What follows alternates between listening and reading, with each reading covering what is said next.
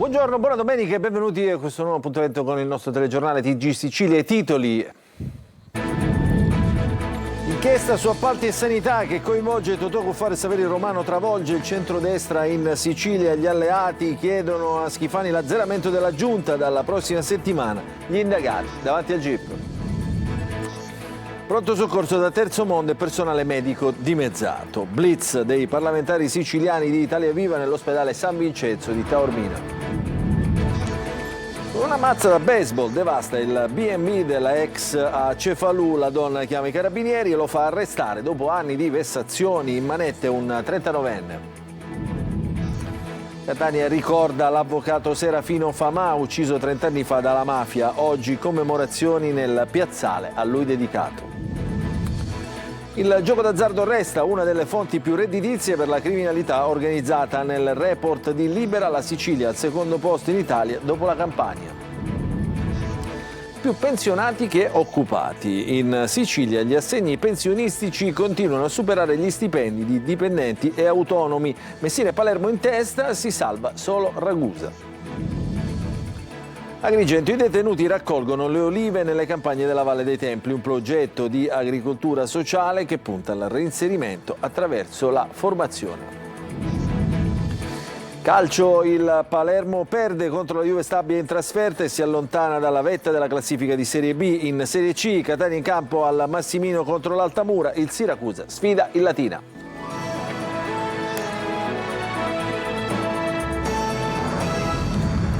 Ancora buongiorno, è sempre più bufere, apriamo con la politica e la cronaca giudiziaria, il nostro telegiornale, sempre più bufera sul centrodestra siciliano a causa dell'inchiesta della Procura di Palermo sul presunto sistema Cuffaro. Le dimissioni dell'ex presidente della regione dai ruoli politici non spengono le tensioni nel centrodestra, c'è chi spinge per l'azzeramento della giunta. Schifani, il servizio di Manlio Viola.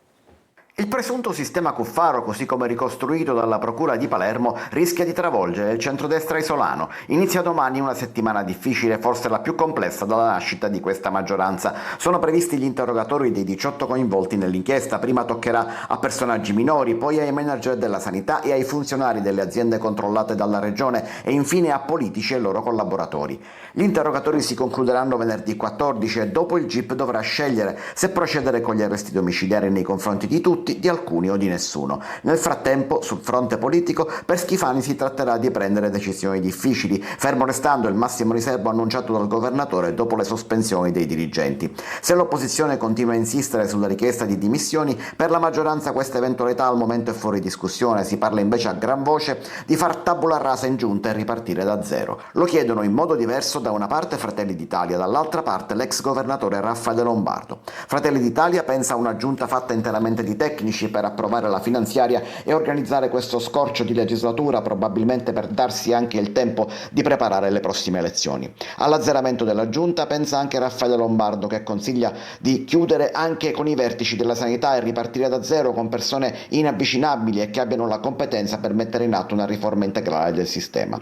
Sullo sfondo resta una Democrazia Cristiana che dopo le dimissioni di Cuffaro convoca per la settimana successiva la direzione per tentare di salvare un partito messo alla gogna mediatica dalle intercettazioni. Ed è proprio la sanità uno dei punti al centro di questa nuova inchiesta della Procura di Palermo. Poi c'è la sanità, quella reale, con un caso emblematico che fotografa lo stato della sanità siciliana, quello dell'ospedale San Vincenzo di Taormina, dove in questi giorni c'è stato un blitz effettuato con una visita istituzionale nella struttura ospedaliera dove vive il centro di cardiochirurgia pediatrica, ovvero l'ospedale San Vincenzo di Taormina, il servizio di Francesco Triolo. Barelle nei corridoi, un pronto soccorso con locali angusti e personale medico dimezzato con solo 6 medici su 12 necessari. È il resoconto del blitz effettuato da una delegazione di Italia Viva con in testa il deputato nazionale Davide Faraone e la senatrice Daphne Musolino all'ospedale San Vincenzo di Taormina. L'ospedale di Taormina ha delle gravi carenze per quanto riguarda soprattutto il pronto soccorso, per i locali che sono insufficienti e anche per il personale soprattutto medico che viene in qualche modo compensato con i contratti di una cooperativa o comunque con l'utilizzo anche degli specializzandi, ma certamente c'è bisogno di investire di più. Noi abbiamo visto una sala stanteria in pronto soccorso che in condizioni veramente disastrose, con pazienti costretti a stare anche 3-4 giorni in uno sgabuzzino, perché questo si può definire, o le barelle strutturalmente nei corridoi del pronto soccorso, e questo è assolutamente intollerabile. E sulla cardiochirurgia pediatrica dicono è un centro depotenziato dalla precarietà e da una grave carenza di medici, solo 3 in servizio rispetto ai 6 previsti, costretti a turni eroici. La situazione di temporaneità in cui è stato fatto precipitare in questi ultimi anni ha fatto sì che questo centro di fatto venisse depotenziato e dal punto di vista del personale e dal punto di vista anche dell'acquisto dei macchinari. Abbiamo visto poi una cardiochirurgia pediatrica in cui ci sono anche lì medici e infermieri di straordinaria professionalità che dedicano la vita, cioè non hanno più turni, non hanno più vita, possiamo dire. Un resoconto emblematico, quello dell'ospedale San Vincenzo di Taormina, hanno concluso i membri della delegazione di Italia Viva che fotografa il grave stato della sanità siciliana. E adesso la cronaca, andiamo a Catania, dove un trentenne al Librino aggredisce la madre che non vuole dargli i soldi per comprare la droga. Alla fine viene denunciato e arrestato. Il servizio di Desiree è Ferlito. Ha provato per l'ennesima volta a salvare il figlio dalla dipendenza della droga, tanto da mettere a repentaglio la propria vita. Un trentenne è stato arrestato nel quartiere Librino a Catania per aver aggredito violentemente la madre, tanto da lasciarla esamini a terra. L'intervento degli altri 2 figli, che hanno allertato in lacrime il numero unico di emergenza, ha evitato il peggio. L'ira del trentenne è scattata dopo essersi accorto che la madre coraggiosamente aveva sottratto dal suo borsellino delle monete raccimolate per comprare la dose giornaliera di droga, prima di strappare dalle mani del figlio le chiavi della macchina per evitare che si mettesse alla guida in evidente stato di alterazione. Da qui le botte, fino all'intervento degli altri 2 figli che hanno tratto in salvo la donna.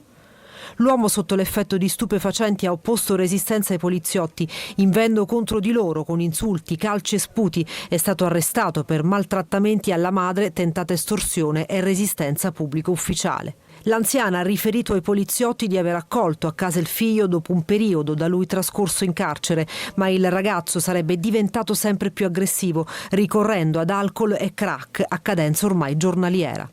Quando non avrebbe avuto a disposizione la dose di droga, avrebbe rubato soldi alla madre ed oggetti ai fratelli, con l'obiettivo di rivenderli per guadagnare qualche spicciolo. Prima le minacce con una pistola, poi devasta un B&B con una mazza da baseball. È successo a Cefalù, in provincia di Palermo. L'uomo, un 39enne, è stato arrestato. L'obiettivo era la ex compagna. Il servizio di Marco Gulla. Con una mazza da baseball ha devastato i locali di un B&B a Cefalù, di proprietà della sua ex, che ha poi chiamato i carabinieri facendo arrestare l'uomo, 39 anni, noto alle forze dell'ordine. Ora dovrà rispondere di maltrattamenti in famiglia, danneggiamento aggravato e minaccia. L'intervento dei militari è scattato dopo una drammatica richiesta di aiuto giunta al numero unico di emergenza 112. Una donna segnalava che il suo ex compagno stava distruggendo i locali di un B&B di sua proprietà. Quando i carabinieri sono arrivati sul posto, la scena che si è presentata davanti ai loro occhi era quella di un vero e proprio atto di furia distruttiva. L'uomo, armato di mazza da baseball, aveva devastato arredi e suppellettili della struttura ricettiva.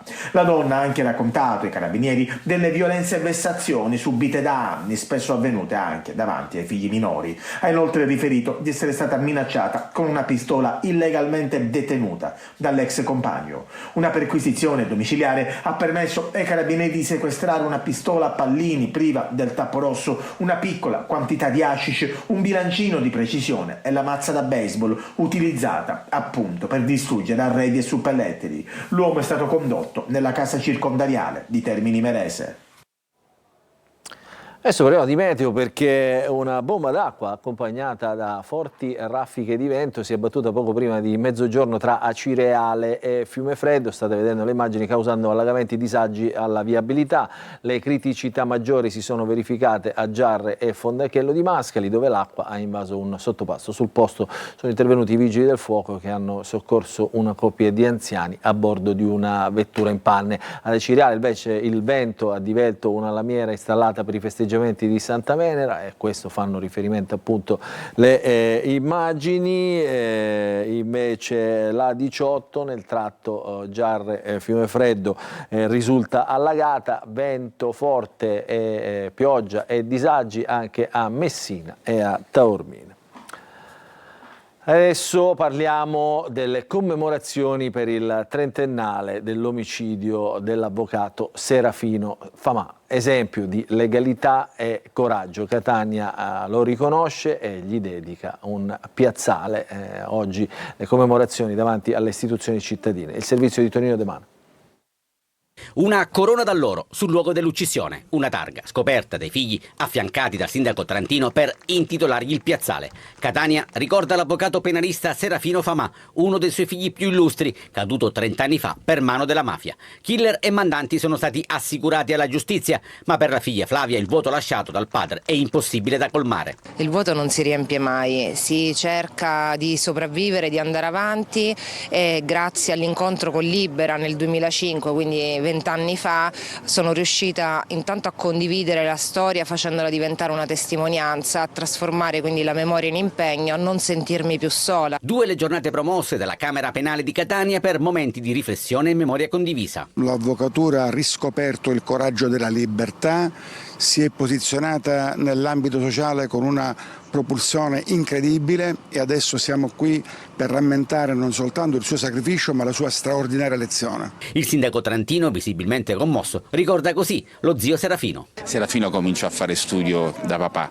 e quindi sono tantissimi ricordi che mi vedono legato a Serafino, che inizialmente chiamavo zio Serafino, poi dopo la laurea cominciai a chiamare Serafino, proprio perché comunque era una persona a cui mi rivolgevo poi professionalmente, perché avevamo la stessa passione per il codice di procedura penale. Avvocatura e magistratura si fondono e diventano anelli di giustizia. Credo che sia estremamente significativo il fatto che questo Parco Famà, che è annesso a Piazzale Famà, sia frontistante a Parco Falcone, quasi a voler simbolicamente unire come magistratura e avvocatura percorrono lo stesso tragitto per l'affermazione del valore unico che è quello appunto della giustizia. L'iniziativa ha ottenuto il riconoscimento della medaglia del Presidente della Repubblica Mattarella. Intanto le mafie, la criminalità continua a fare affari, fa affari anche con il gioco d'azzardo, un grande business che risulta essere appunto tale anche dal report dell'Associazione Libera di Don Ciotti, che sviscera numeri enormi legati appunto alla gestione del gioco illegale. In Sicilia sono 38 i clan attivi al tavolo verde. Il servizio di Orazio Longo. La fotografia scattata da Libera ci fa vedere come il fenomeno del gioco d'azzardo connesso con le mafie riguardi l'intero territorio nazionale, ma il Sud è particolarmente interessato. Nel report Azzardo Mafie si parla di 147 clan presenti in 16 regioni per un giro d'affari miliardario. A guidare la classifica dei gruppi criminali più attivi al tavolo verde è la Campania con 40 famiglie, la Sicilia è terza con 38 clan. Su 70 sale da gioco confiscate in Italia l'anno scorso, 9 erano in Sicilia. Sale bingo, scommesse clandestine, videopoker, slot machine. Il mondo del gioco d'azzardo è un vero e proprio affare nelle voci più remunerative del bilancio mafioso. Una grande roulette dove si ricicla denaro derivante da altri traffici, scrivono da Libera. Si impongono per esempio le slot machine agli esercenti dei locali, si estorce denaro ai giocatori fortunati o lo si presta a usura a quelli sfortunati con tassi che arrivano fino al 1000%. Si truffa lo Stato manomettendo gli apparecchi di gioco. E in tutto questo le mafie creano addirittura dei veri e propri network quando le modalità illegali richiedono una complessità maggiore, con gruppi diversi che mettono a disposizione competenze differenti. La mafia, si legge nella relazione della DIA al Parlamento, continua a investire consistenti capitali attraverso la gestione diretta o indiretta di società concessionarie di giochi e di sale scommesse, con drammatici risvolti sociali, perché approfittano dei giocatori affetti da ludopatia, sanno chi sono, li seguono, li contattano, si genera un circolo vizioso in cui alla dipendenza dal gioco si somma la dipendenza economica dai clan. Secondo la Commissione parlamentare antimafia, la criminalità oggi condiziona irreversibilmente il settore del gioco pubblico d'azzardo e di conseguenza condiziona lo Stato italiano. In Sicilia ci sono più pensionati che occupati. A dirlo è un'indagine della CGA di Mestre che conferma i bassi tassi di occupazione in regione. Messina e Palermo sono tra le province dove il sorpasso è ormai evidente. Si salva solo Ragusa. Il servizio di Francesco Triolo. Nel 2023 la Sicilia era in vetta alla classifica nazionale per l'erogazione degli assegni pensionistici. Oggi non lo è più, ma la situazione non è certo migliorata. Le pensioni che l'INPS eroga nell'isola sono sempre più degli stipendi dei dipendenti e degli autonomi, con Messina e Palermo tra le 7 province d'Italia dove lo squilibrio fra numero di anziani e persone in età lavorativa risulta particolarmente evidente. È quanto emerge dalla nuova indagine pubblicata dalla CGA di Mestre, che nell'isola, con dati aggiornati a fine 2024, conta esattamente 1.657.884 pensionati contro 1.475.490 occupati. Un saldo negativo di 182.394. Su scala provinciale Messina risulta quinta in Italia per saldo negativo di lavoratori rispetto ai pensionati, con 77.000 unità, mentre Palermo è settima con 49.788. In controtendenza Ragusa, che segna un saldo positivo con 20.333 unità. Nel Mezzogiorno a fare la differenza non è tanto l'assegno di vecchiaia, ma l'elevata diffusione dei trattamenti assistenziali di invalidità, un risultato preoccupante che dimostra gli effetti provocati negli ultimi decenni da 4 fenomeni strettamente correlati fra loro: la denatalità, il progressivo invecchiamento della popolazione, un tasso di occupazione molto inferiore alla media dell'Unione Europea e la presenza di troppi lavoratori irregolari. Beh, decisamente numeri che dovrebbero fare riflettere. Adesso ad Agrigento i detenuti della casa circondariale tornano impegnati nella raccolta delle olive nelle campagne della Valle dei Templi, un progetto che unisce formazione, agricoltura e riscatto sociale. Il servizio di Davide Sardo. Dalle celle al cuore della Valle dei Templi, i detenuti della casa circondariale Pasquale Di Lorenzo di Agrigento tornano a impugnare zappe e rastrelli per coltivare non solo la terra, ma anche la speranza. È la seconda edizione di Viaggiare su un filo d'olio, il progetto di agricoltura sociale che unisce formazione e reinserimento in collaborazione con il Parco Archeologico ed il Frantoio Valparadiso di Naro. È un modo per fare agricoltura sociale, cioè un modo per dare un valore oltre la semplice raccolta e ottenimento dell'olio, un valore simbolico che è anche una speranza, un insegnamento, e soprattutto per le persone che partecipano è l'inizio di una nuova attività, una nuova vita e perché non una nuova attività professionale nel campo dell'agricoltura. Quest'anno la raccolta delle olive si sposta tra gli olivi secolari della Valle dei Templi, simbolo di storia e rinascita. Dalla loro cura nasce la Rupe, un olio d'eccellenza che racconta un percorso di riscatto. Il 19 dicembre a casa Diodoros, l'evento conclusivo, i detenuti impasteranno pane e presenteranno il frutto del loro lavoro. Un gesto semplice ma dal valore profondo, come il profumo di libertà che si sprigiona da ogni goccia d'olio. Musica e solidarietà adesso a Catania, il Festival Classica e dintorni, 4 concerti per sostenere la casa d'accoglienza per padri separati e studenti in difficoltà. Ci racconta tutto Giusy Lazzara.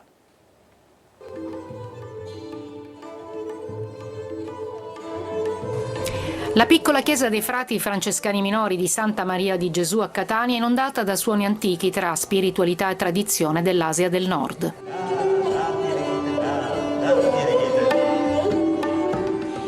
Renata Frana e Riccardo Gerbino fanno vibrare la diruba, lo strumento ad arco della tradizione sikh, le percussioni ritmiche del tabla, per dare anima alle composizioni della tradizione indiana e afghana.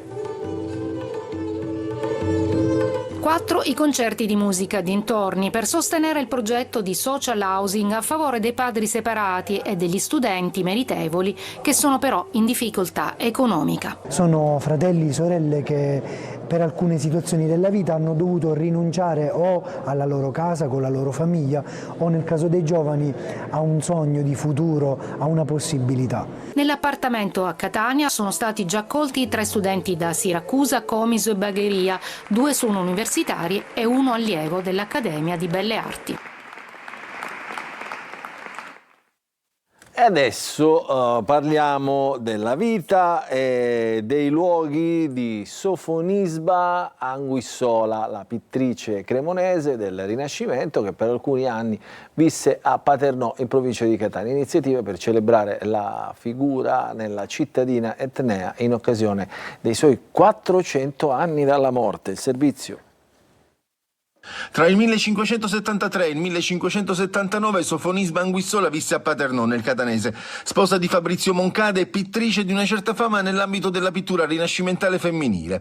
A Paternò ha lasciato due dei suoi lavori più importanti, la Madonna dell'Itria e la Madonna della Raccomandata. Nel racconto degli storici, Sofonisba fu una donna con una forte personalità che seppe conquistarsi importanti margini di autonomia. La città di Paternò le rende omaggio in questi giorni in occasione della commemorazione del quarto centenario della morte, con una serie di eventi a partire da 2 tour nei luoghi in cui visse. I luoghi vissuti dall'artista in questa città, vedere magari com'era la Paternò del Cinquecento, dopodiché ci sarà la consegna del premio Sofonisba Anguissola, giunto ormai alla 3ª edizione, si concluderà con una inaugurazione di lavori artistici, quindi una mostra. Abbiamo voluto mettere in rete alcuni luoghi importanti di Paternò, il castello, la matrice, la chiesa di San Francesco alla Collina, questa chiesa del monastero della Santissima Annunziata, perché utilizzando il filo conduttore della presenza di Sofonisba Anguissola a Paternò ha lasciato 2 importanti dipinti, uno dei quali è sicuramente uno dei suoi capolavori universalmente riconosciuti, e attraverso questo filo conduttore vogliamo presentare in maniera diversa il nostro territorio. Tra le iniziative previste anche un annullo filatelico, 2 estemporanee di pittura e la premiazione del concorso di disegno per le scuole. Adesso ci fermiamo, una piccola pausa, poi il calcio.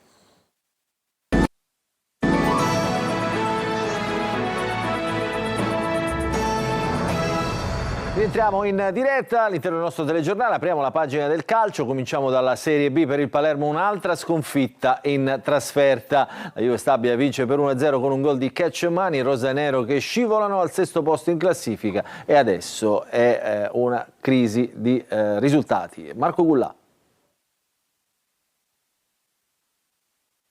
Inconcludente, senza carattere, meritatamente sconfitto. Con un gol nel primo tempo del giovane Cacciamani, la Juve Stabia batte il Palermo 1-0 e manda in crisi i rosanero alla 3ª sconfitta nelle ultime 4 partite. Al Menti di Castellammare è andato in scena il remake di Catanzaro, un'altra prestazione da film horror, quella degli uomini di Inzaghi, mai pericolosi e sempre fuori dal gioco. Centrocampo che non funziona, attacco poco servito e questa volta anche la difesa è stata poco efficace, soprattutto in occasione del gol dei campani. Regna l'equilibrio nella prima mezz'ora, anche se è la Juve Stabia ad avere più cazzimma. Il Palermo non riesce a creare gioco Ranocchia, che dovrebbe fare il regista gira a vuoto, così è la Juve Stabia a passare in vantaggio. Cacciamani approfitta di un clamoroso scivolone di Pierozzi, punta Bani e con il sinistro scaraventa alle spalle di Joronen la palla del vantaggio giallo-blu. Ti aspetti la reazione dei rosanero, ma non arriva. Ripresa, i cambi non danno vitalità al Palermo che sbatte contro il muro campano. Nessuno riesce a sfondare, anche gli esterni balbettano, poi Ampalo non viene mai servito. Inzaghi striglia i suoi, ma la squadra non reagisce. Nel finale, unica occasione per i siciliani, calcio di punizione sprecato però e palla in curva, tirata da Augello. Rosso nei secondi finali per Ranocchia, la copertina di una giornata da dimenticare. Abbiamo sbagliato l'approccio, purtroppo siamo ricascati negli errori che ci avevano già fatto perdere la scorsa partita a Catanzaro. Mi dispiace, oggi c'è solo da chiedere scusa, da imboccarci le maniche, probabilmente quello che stiamo facendo non è abbastanza, lavoreremo ancora più sodo. Adesso parliamo del Catania, in campo per dare assalto all'Altamura per riprendersi, seppur provvisoriamente, la vetta della classifica, il servizio di Tonino De Mana.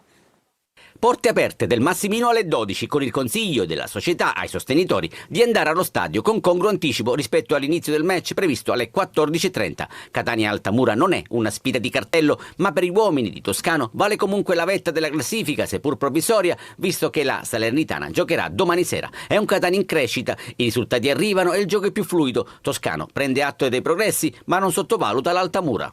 Una squadra che ha dei principi ben definiti,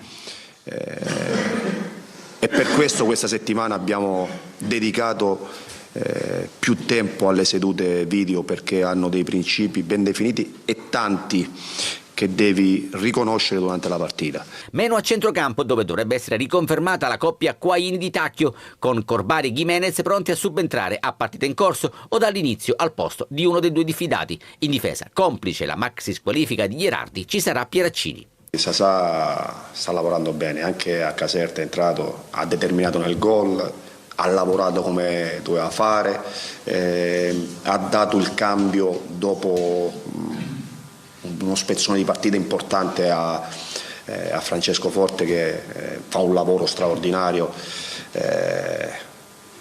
Arriverà il momento di Caturano, arriverà presto. E scende in campo anche la squadra di Diretta Stadio, con collegamenti dal Massimino a partire dalle 14. Alla fine del match le interviste ai protagonisti. Adesso parliamo del Trapani, che al provinciale contro il Picerno ha ottenuto il terzo successo di fila, aggaggiando così la zona playoff. Il servizio di Sergio Colosi. Ancora una vittoria per 2-1, la terza consecutiva. Ancora un gol nel recupero dopo Crotone, a dimostrazione che questa squadra ha carattere e infinite risorse. Il Trapani va oltre i problemi amministrativi ed entra in zona playoff. Il successo in rimonta sul Picerno porta la firma di Manuel Fischnaller, grande protagonista con una doppietta nella seconda parte di gara. I complimenti di Giro ai ragazzi, perché oggi hanno dimostrato ancora una volta di avere gli attributi, e dopo una settimana intensa come quella che è stata sicuramente va a loro il tributo, i complimenti e veramente gli applausi, perché veramente vincere una partita come quella di oggi e come è stata, come si era incanalata, sicuramente testimonia che è un grande gruppo ricco di valori dentro e fuori il campo. Il Trapani soffre, rischia di subire la seconda rete, Galeotti lo salva e poi l'esplosione di gioia per un altro finale da 3 punti, da migliorare la fase difensiva, qualità alternative e imprevedibilità in quella offensiva, prossimo impegno a Potenza. Il nostro telegiornale finisce qui, vi ringraziamo per averci seguito, vi ricordo che l'informazione su Antenna Sicilia ritornerà questa sera alle 20. Grazie e buon proseguimento di domenica a tutti.